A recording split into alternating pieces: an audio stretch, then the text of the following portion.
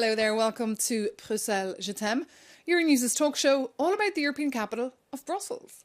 On Brussels, my love, we take a look at some stories making news across Europe this week and find out what's at stake for you and for Europe. My name is Maeve McMahon. Thanks for joining us. Coming up this week, a joint trip, but a disjointed outcome. The EU Commission President Ursula von der Leyen and French President Emmanuel Macron are back from Beijing.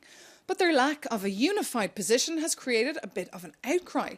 We take a closer look at how divided the European Union is when it comes to China and ask who really holds the reins on the world stage. And red cheeks in the Pentagon.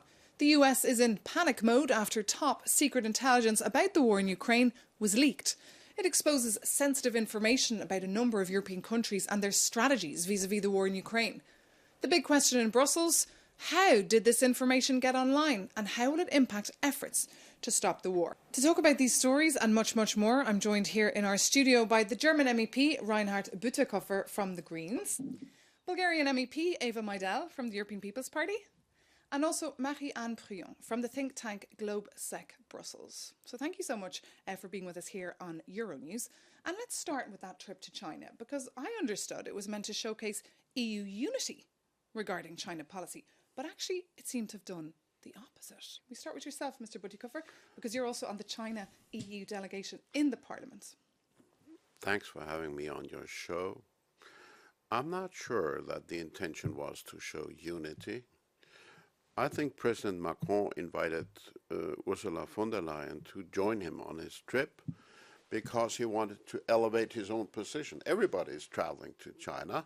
He wanted to stand out by being the one national leader that brings along the European Commission President. She was meant to be an accessoire for him, but she turned that around successfully, gave a very nice speech, a very sober speech, that I think a lot of European leaders also can support. And then in Beijing, she firmly stood her ground. So if I'm taking a step back and ignore the very, let's say, animated discussions that we're having at the moment about the ill-considered remarks from President Macron, I would say Europe is gaining additional self-confidence in our dealing with China. Okay, so pat on the back there perhaps from you for Ursula von der Leyen, the European Commission President, for standing out and not just being in the shadows of the French President Emmanuel Macron. Eva Majdal, what's your take? I think it was very interesting to see that the trip of President von der Leyen came only after she made a speech to the European Parliament that was on China. And I think the timing was not because of her trip to China with President Macron, but I think the president has realized that Europe is in need of a renewed China strategy. And I'm grateful that she has taken that lead to put the topic on the agenda. It has been on the agenda of people like Reinhard or myself, because I'm very much involved on transatlantic relationship. And you cannot avoid the panda in the room when you speak transatlantic relationship, but when you speak global relationship as well, or when you speak technological advancement. So I think it was the president's attempt to say, look, EU leaders, it's time for us to craft our China strategy. It has been way too long that Brussels never talked China. Okay, and from GlobeSec think tank, what was your perspective? I believe von der Leyen definitely showed a lot of leadership throughout the past years, but especially also on China. I think, though, this reflects the dissensions that exist amongst Europeans, especially the lack of leadership of France and Germany at the moment. Dissensions also in terms of points of view from Central Europe and Western Europe. But there is also, for me, an element of China's playing those dissensions. They definitely want to deny support to the US. And for this, they have been targeting specific countries. When Xi Jinping came to Europe, he visited Berlin, he visited Paris, Rome, Budapest, but he didn't come to Brussels. He snubbed Brussels. Absolutely. So I think China played it very well this time. Okay, well, we know what EU Commission President Ursula von der Leyen has said and what line she's been taking, which is to de-risk from China and to tread a little bit with caution. She was very critical as well about the relationship, because in case our viewers, in case you haven't had a look, take a listen now to Ursula von der Leyen, the EU Commission President. As you know, the European Union is growing more vigilant about dependencies. Some of these dependencies raise significant risks for us, as does the export of sensitive emerging technologies. Within this context, we all know that this leads to calls by some to decouple from China. I doubt that this is a viable or desirable strategy. I believe that we have to engage in de-risking. EU Commission President there, Ursula von der Leyen. Eva Meidel, this de-risking, would you agree with the Commission President there? You probably know that one of my main areas of work is technology. And what I have said is that, at least urgently in that field, Europe has to craft China's strategy. We have to very quickly understand who are our strategic alliances, what are the partnerships and collaborations we want to have, and how China fits or actually doesn't fit into that picture. So for me, it is on certain things about de-risking, and maybe on certain areas, especially in the technology area, about decoupling. So it's a very nuanced picture. It cannot be black and white, unfortunately, because it would have been easier in a way. But we're in a situation where we have our dependencies, but in the same time we have our strategic technologies that we would not want them to be in the hands of certain autocratic regimes. So at least in the area of technology, because this is going to be, it is already the main arena where the biggest battles are fought, will be fought in the years to come. At least there we need to be very fast, strategic, and understand what is Europe's interest and how to best protect it, while in the same time working together with our strategic allies. And the German Foreign Minister, Mr. Bütikofer, is in China. She was off to China as well this week to set the record straight on what the Germans' interests are regarding China. And I saw a senior German MP said that Emmanuel Macron managed to turn the China trip into a PRQ for Z and a foreign policy disaster for Europe. Well, I think our foreign minister will very clearly send a couple of messages that the Chinese need to hear. I know that she's firmly in the de-risking camp, and that she will tell the Chinese that we will stridently follow that course that has been set by the president. And de-risking means reducing over-dependencies where they would limit our decision-making options. That could imply saying no, for instance, and should imply, I would say, saying no to some Chinese actors like Huawei. It could include, as President von der Leyen said, having outbound FDI screening also.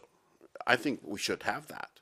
But the overall approach says we're not severing the relationship. We just want to make sure that we will never again develop the kind of dependency on an authoritarian regime that we allowed to develop vis-a-vis Russia.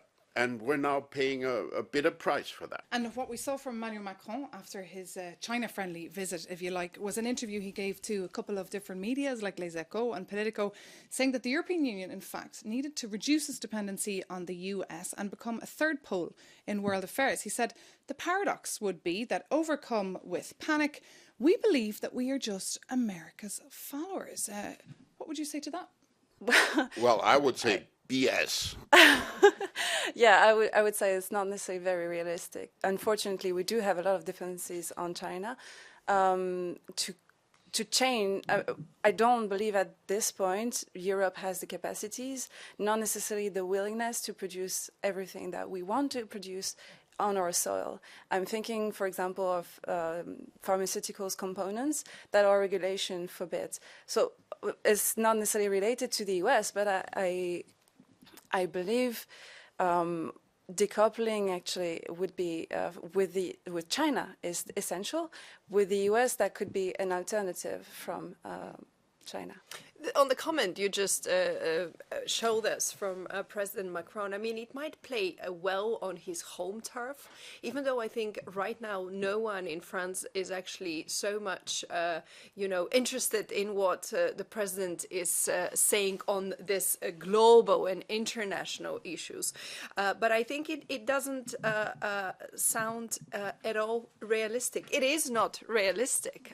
It is not what is happening right now with our industries and with the strategic areas we would like to further develop and advance, especially in the technological arena. Would you agree with so that, I think he Mr. was quite badly advised to He was come badly up with advised? such a quote. I was really angered by his approach, lambasting the US without saying one single critical word about his gracious host, Xi Jinping, the dictator. I think that was very ill-conceived. On the other hand, I would warn against the language of decoupling, because that plays into the hands of those around Europe that believe that Americans are imposing their agenda on Europeans. I think that is not the case, and I think we have very good reasons of our own to get engaged in the Indo-Pacific, to take on China. We have identified China as a systemic rival. That's not what the Americans told us. That's the conclusion we came to on our own analysis. But the language of decoupling is just not in sync with European realities, and the de-risking, that's a language you can assemble people around. Okay. Very briefly, Eva Maida? Well, I think I think very often we speak that Europe is a follower to someone. I think we are partners with the US. I think we are working towards certain strategic partnerships also in the Indo-Pacific. I think we do have our agenda, but we need a renewed agenda on some of those topics and some of those areas to craft it and to be able to speak with one voice. We cannot go on such a trip and sign different, hymn sheets. Well, that's what's quite funny this week, because we saw everyone speaking with a different voice, and we saw as well the Polish Prime Minister, Mateusz Morawiecki. He was furious with Emmanuel Macron in China, and he was actually in the United States, in DC this week, and he spoke to the press before he went on that trip. Take a listen. This alliance with the United States is the absolute foundation of our security. It is based on two pillars: economic and defense cooperation. I am going to the United States to strengthen both these pillars, to strengthen their foundations, and to build them in cooperation with our allies. That was Mateusz Morawiecki there, trying to mop up the mess perhaps created by Emmanuel Macron. Marianne? Yes, I think this boils down to the different vision and how much more pro-US Central Europe is compared to Western Europe. And even more so with the war in Ukraine. Even more so with the war in Ukraine. There has been a really blown to the leadership of France and Germany because of this issue, that's for sure. Eva Maida? This just basically shows that we do need this renewed China strategy. We see the differences and divergences we have across member states and regions in Europe, and I think we need to have a more holistic approach. And probably we won't agree in all areas, but I think we need to agree in some areas related to our security, defense, to technological advancement first, before tackling others. Sorry, I disagree there. I don't think we need a new China strategy. We have identified that the reality of our EU-China relations is complex. We are systemic rivals. We do compete. On some issues, we try to cooperate if they play ball.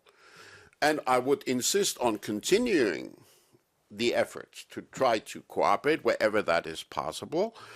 We should not fool ourselves just hoping for cooperation, but we should be realistic where it's possible. But the president of the Commission, von der Leyen, with her speech, she has given a good outline of where Europe should be going. I'm against having a broad-ranging discussion about strategy.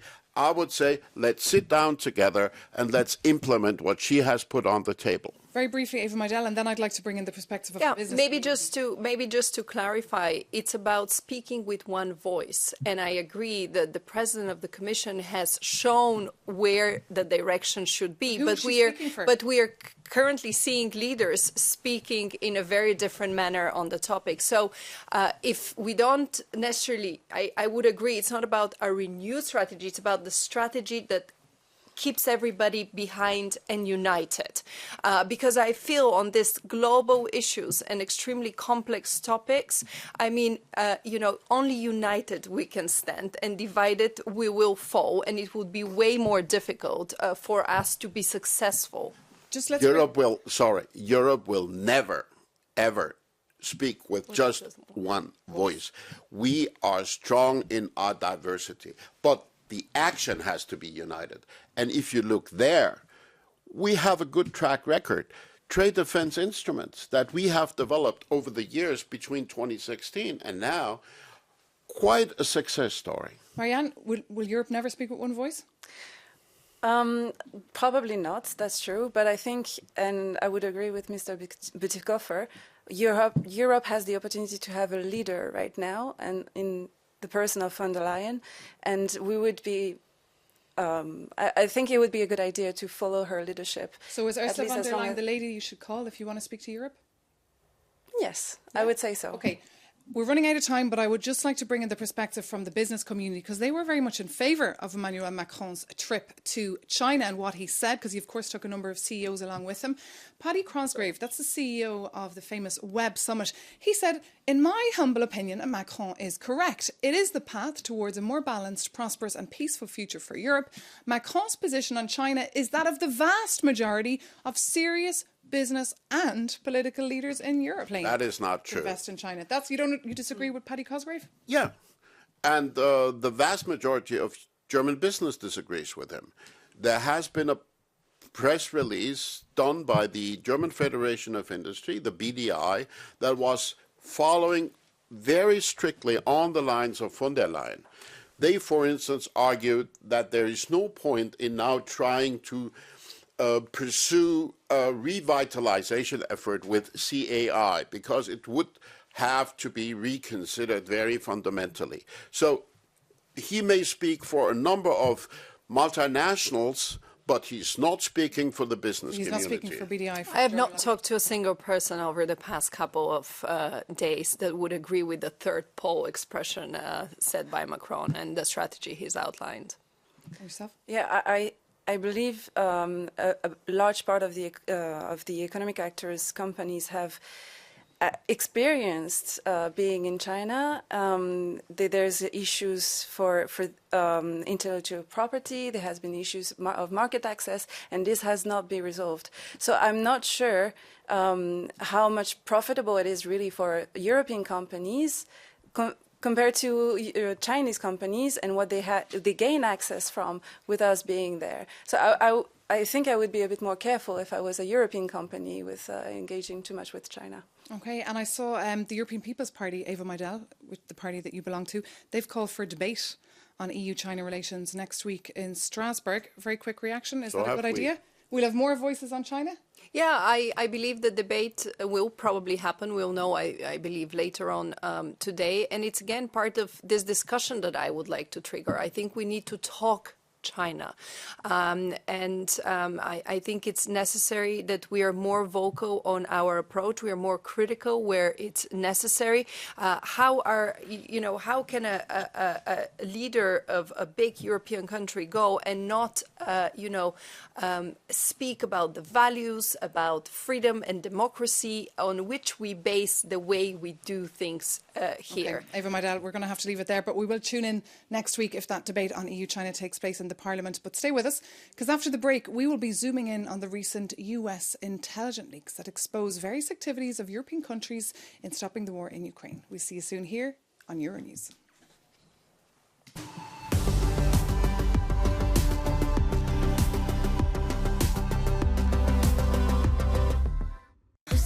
t'aime, Bruxelles, je t'aime. Tu m'avais manqué, Bruxelles, je t'aime, Bruxelles, je t'aime. T'es ma préférée, Bruxelles, je t'aime, Bruxelles, je t'aime. Welcome back to Brussels, my love, Euronews' weekly talk show that picks apart some of the stories that impact Europe. Well, one headline that caught our eye this week was about the leaked US documents that gave a rare peek into the Pentagon's intelligence on Russia's offensive on Ukraine, for example.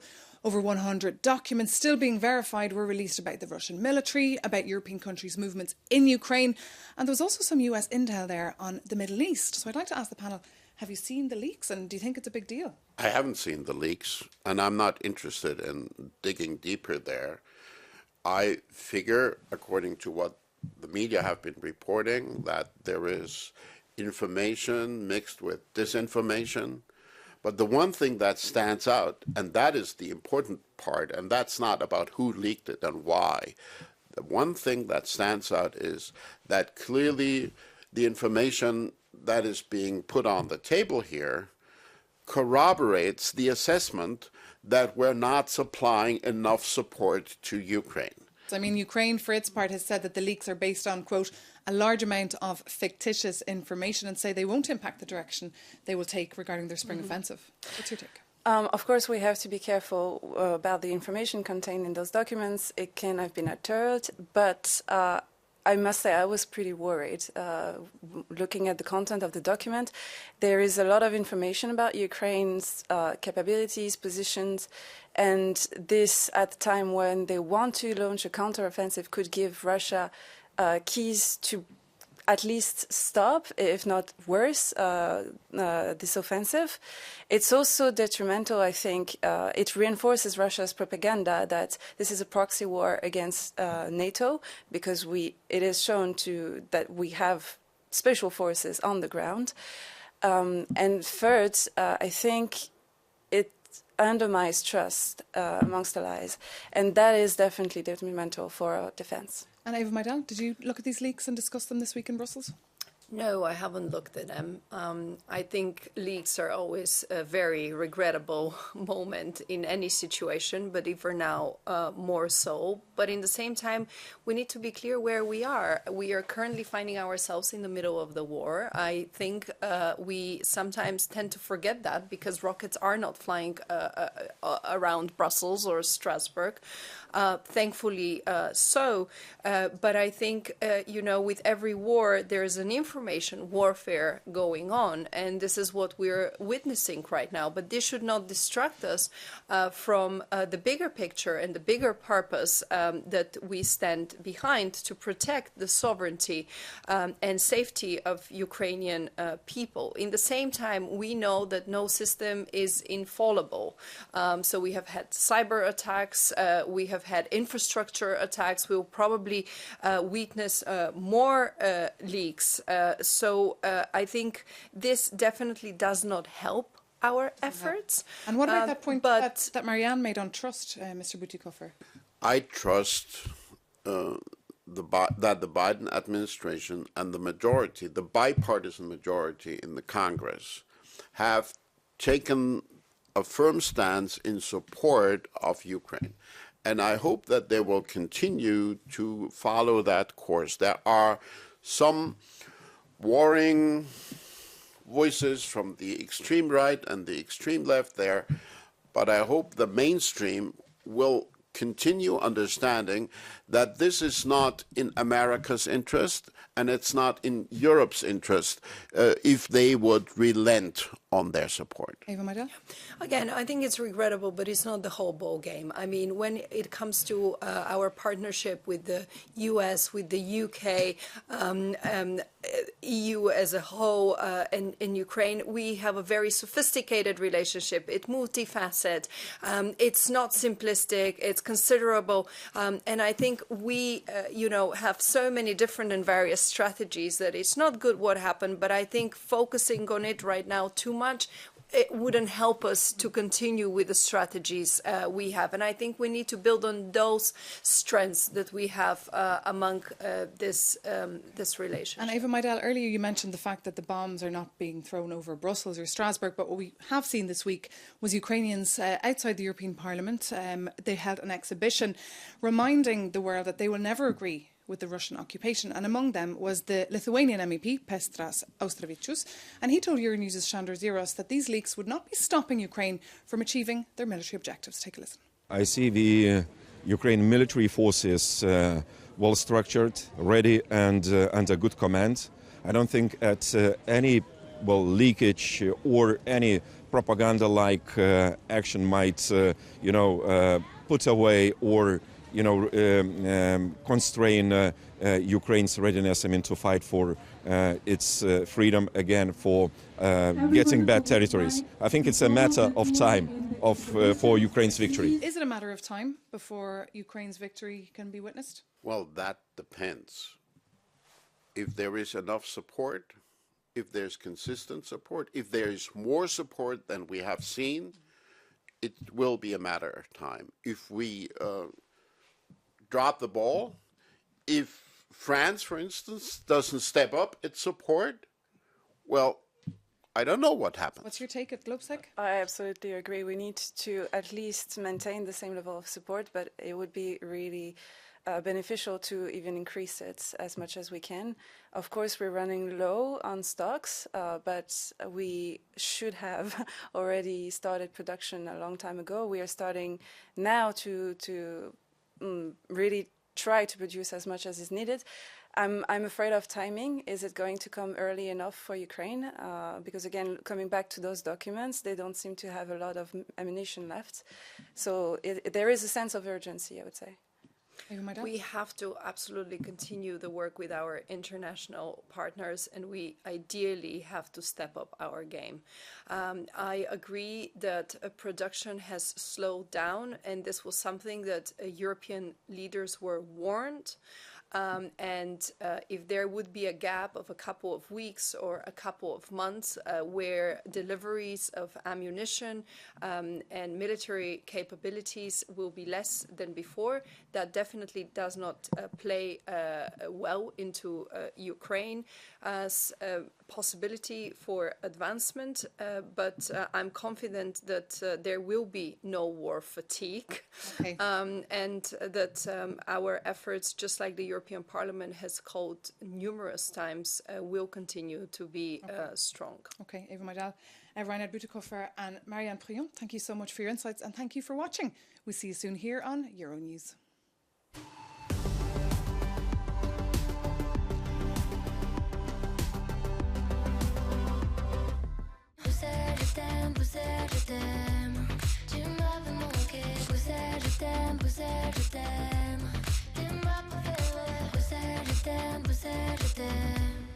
Welcome back to Brussels, my love, Euronews' weekly talk show that takes a look back at some of the stories hitting the headlines this week. I'm Maeve McMahon.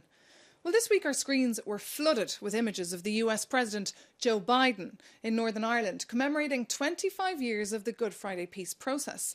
But what we'd like to talk about instead is the lack of peace perhaps in another country, in Israel. In the last few weeks, tensions have flared and numerous attacks have taken place. Meanwhile, thousands of Israelis have been taking to the streets to protest against the plans of Benjamin Netanyahu's government to tighten control on the Supreme Court. So I'd like to start just by asking our panel, are you following the situation in Israel, or is your mind too focused perhaps on the war in Ukraine? Eva Maidel? When we witness protests, when we have elections, of course that's part of our democratic process. But in the same time, when things get violent, when there's casualties, things get extremely concerning. For me, it is very concerning that a state like Israel is in continuous instability. This is not good, of course, politically, but it is of key importance, this country, for the whole region. So in my opinion, a weak Israeli state is a problem for the whole Middle East and the whole Middle East peace process, and especially for the situation in Gaza. So this is why we have to be paying attention, and I think colleagues in the Foreign Affairs Committee are acting on that. Are you acting on that, or do you feel that this issue has been neglected? I'm worried about the developments, and the most worrying developments are those inside Israel. The efforts by the Netanyahu-led present government to undo judicial independence, to do away with some of the checks and balances that characterize a Republican democracy, that's something that must be worrying, because it undercuts the strength of Israel as a democracy. And Israel, of course, claims to be the only democracy in the Middle East. Well, whatever they claim, I think the citizens of Israel have proven that they are willing to stand up for their democracy. That has been remarkable. I have never seen such a widespread mobilization in defense of the democracy, maybe with the exception of Hong Kong in 2019. Let's bring in the perspective from Marie and from Globsec. Yeah, I think this is quite worrying, because it's a perfect combination of a political and security crisis at the same time. And Israel has warned that this could lead to security challenges for them. Of course, actors that are attacking Israel can seize this opportunity to do so. And I would also, we have seen that illiberal movement leaders, populists, have taken example onto each other. And I would worry for this attack on liberal democracy to be So everyone's worried. So what should be done? What can Brussels do?